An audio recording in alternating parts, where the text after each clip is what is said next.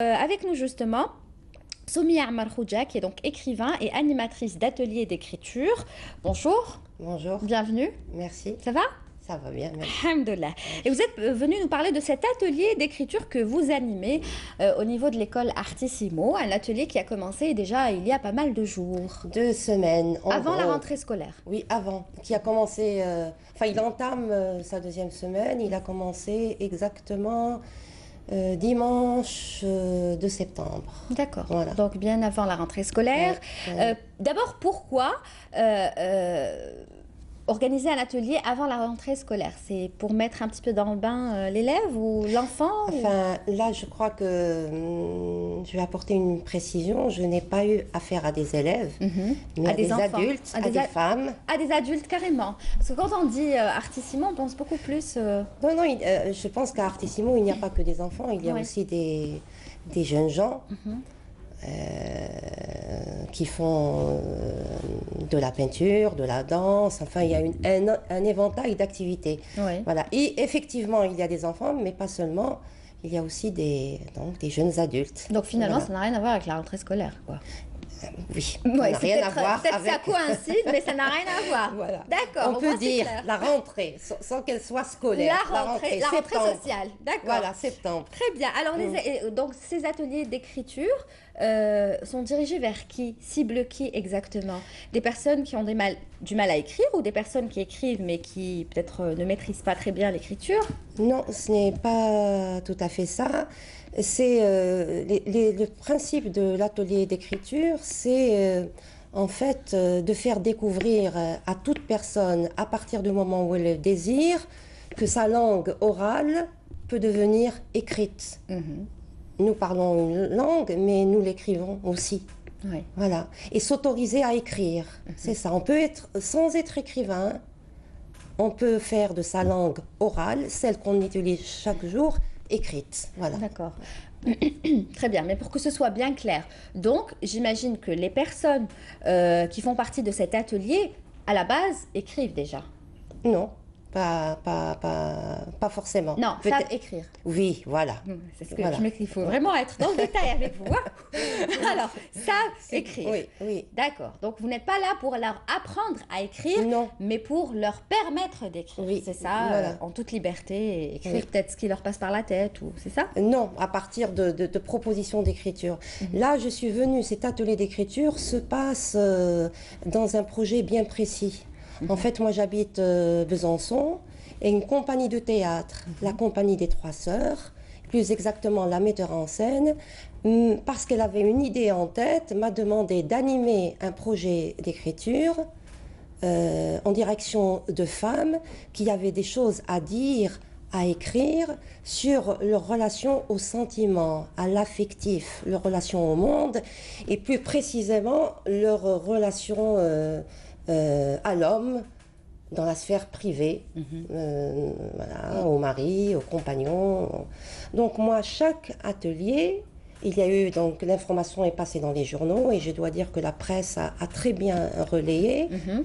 Et voilà, donc je propose, par exemple, je propose, comment dire, une direction d'écriture.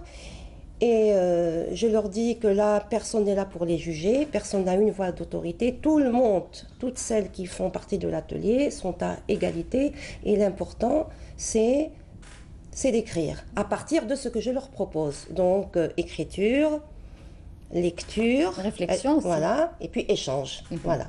D'accord. Très bien. Ben, on va voir tout ça en images, parce que notre reporter Ilas Ould Hamouda s'est rendu à l'école Artissimo. Il vous a rendu visite dans cet atelier. Et voici ce que ça donne. Et juste après, on continuera à en parler. D'accord, merci. Ni les vacances, et pour ces dames, pas question de laisser son esprit vacant. Durant 2 semaines, chaque après-midi, elles se rencontrent dans cet espace dédié à l'art et à la culture pour apprendre davantage sur les techniques d'écriture. Et pour certaines, c'est une première.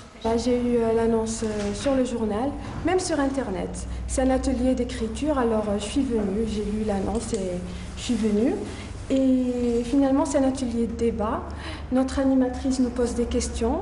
Et par exemple, c'est des questions pour écrire des textes. pour nous exprimer ou pour écrire un petit texte. Et puis à la fin, on débat. Par le débat, on peut comprendre beaucoup de choses. Donc il faut parler. Si on a quelque chose à dire, on le dit, on essaye d'écouter les autres. Et ça va nous aider à réfléchir et à aller plus loin dans notre réflexion.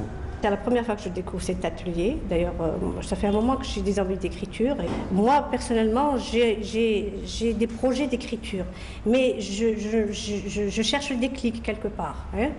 Et donc là, le thème qu'on vient de partager, je trouve que la manière de procéder c'est assez édifiant.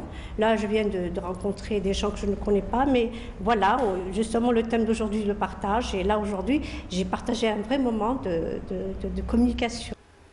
À chacune son histoire, son état d'âme, sa vision des choses, parfois semblable, parfois différente de l'autre. Écrire sur sa relation à l'affectif, aux sentiments et au monde ne sera pas pour elle encre sur papier. Ces textes qui sont écrits par des femmes ici, algériennes, qui seront écrites aussi en France par des femmes françaises. Moi, mon rôle sera donc de faire écrire les femmes, de prendre les textes qu'elles veulent bien me donner. Et à partir de ces textes-là, Marilyn Pape fera une pièce de théâtre. Et l'étape suivante est que cette pièce de théâtre joue non seulement en France, mais aussi en Algérie, jouée par des comédiennes professionnelles. Si les paroles s'en vont, les écrits restent. Alors, tous à vos stylos, qui sait, peut-être un jour, votre nom sera sur la couverture d'un livre.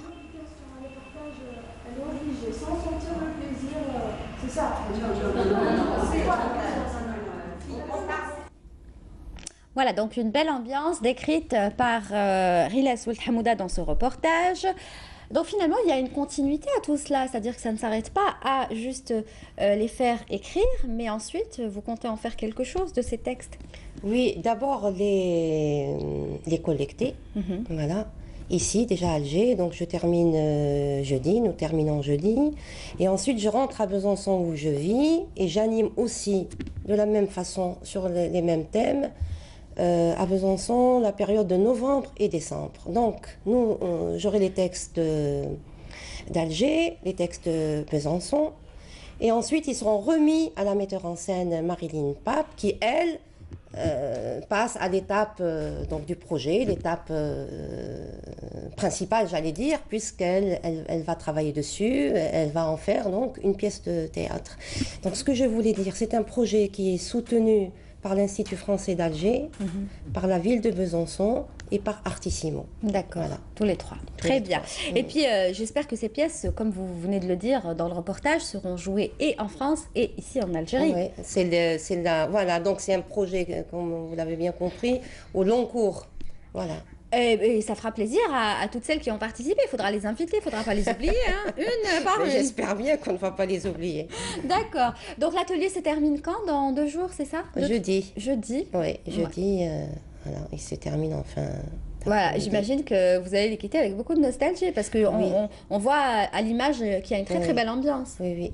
Et je tiens à dire vraiment que je vais partir avec ces visages vraiment de femmes absolument attachantes, très intéressantes, pleines d'énergie, pleines de passion. Voilà, des femmes absolument extraordinaires. Oui, et puis on remarque aussi qu'il y a différents âges. Hein. Ah oui, ça, oui. Ah oui, il y a eu des séances où la plus jeune avait 18 ans et la plus ancienne, 75 ans. Waouh, des générations complètement... Ah oui. Et ça, c'était vraiment très, très bien.